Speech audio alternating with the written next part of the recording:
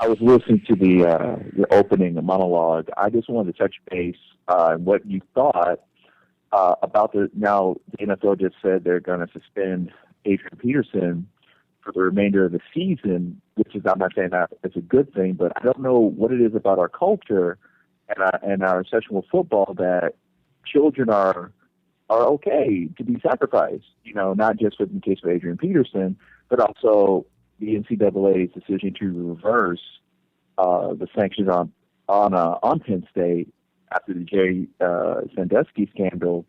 And I'm thinking about it because Professor Gladwell came out a couple of days and just the barbarism of football. And what does this, if any, reflection about our culture in the case of violence towards children, violence towards women, obviously, why all of a sudden this is the norm, and why aren't more in the media picking up on this, trying to, just bring more attention to it? I don't know. I mean, what are your thoughts on this?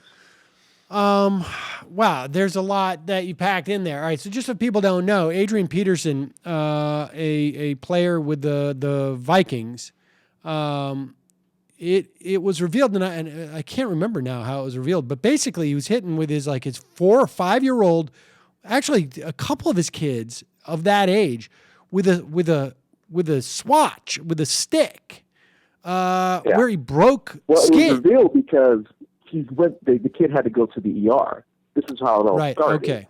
And by law, if you take a child to mandatory the ER reporting, and it's revealed that the injuries come from child abuse, it has to be reported to the police. Yes, it's mandatory reporting. They would go to child services. I'm glad that they suspended him without pay, and I think that's obviously. I mean, I don't know how that's defended, really. I understand that, people say well, culturally speaking, we hit our kids in the South, or in the context of, I've heard some people make the argument in the black community, hitting kids. I mean, I don't, there just seems to me to be no place in the world for hitting a 4-year-old or a 3-year-old or a 5-year-old, frankly, a 6-year-old or a 7-year-old, so that they bleed. First of all, I don't think you can hit a kid, period, so that they bleed. But I'm talking even you want to spank a 3-year-old? I mean, honestly, that's not going to do anything. I'm sorry. It just doesn't work like that. Human beings are slightly more sophisticated than a dog at that age. And it's not, I don't know what the rest of your comment is other than, what you're looking for here. I mean, I think there's more sensitivity to this, frankly. I think the stuff that's coming out about Cosby is healthy. It shows that at least there is more, sort of accountability. Now, from my perspective, a person is guilty, innocent until they're found guilty. There's a lot of circumstantial evidence that Cosby was up to a lot of effed up stuff. So I find it very hard to believe that this guy did not engage in this stuff. When you have 15 women. I don't know if it's 15 or 14 now, but that seems like I say. And it certainly makes sense to me that he was able to pay off a certain amount and just intimidate another large amount over the years.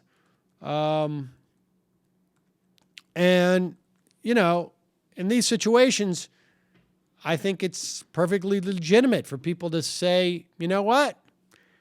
I'm not going to watch his stuff. And, if people say, I'm going to register my complaint with, an outlet that, gives him an opportunity to, to do his stuff more. I think that's perfectly legitimate.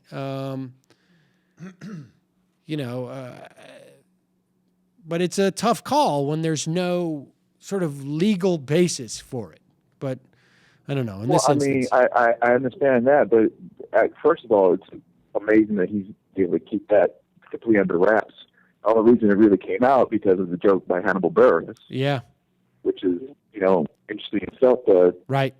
There has to be some type of legitimacy where it's like everyone's repeating the same story over and over again. And like, yeah, he deserves his day in court, but that was supposed to happen, and he settled.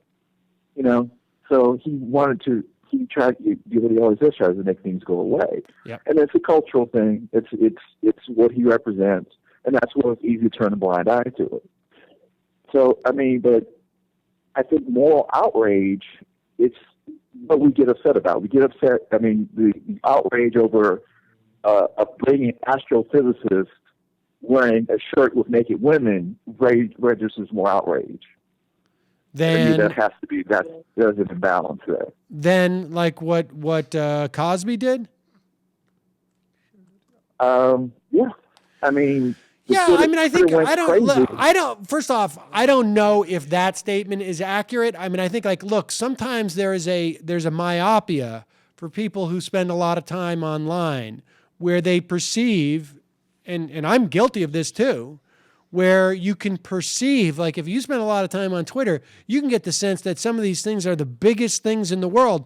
But the reality is that's just a function of the people you follow on Twitter and the people who are on Twitter.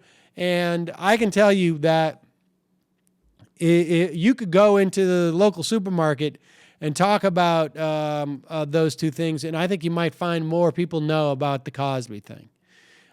That's just the reality of it.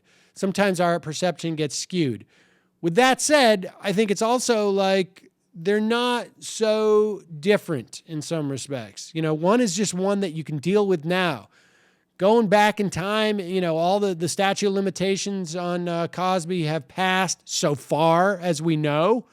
Nobody has come out and said anything that has happened within the past, 15 years or so, maybe even longer with Cosby. So people act on what they think they can actually act on. So I don't know if I accept your premise, but I appreciate the call.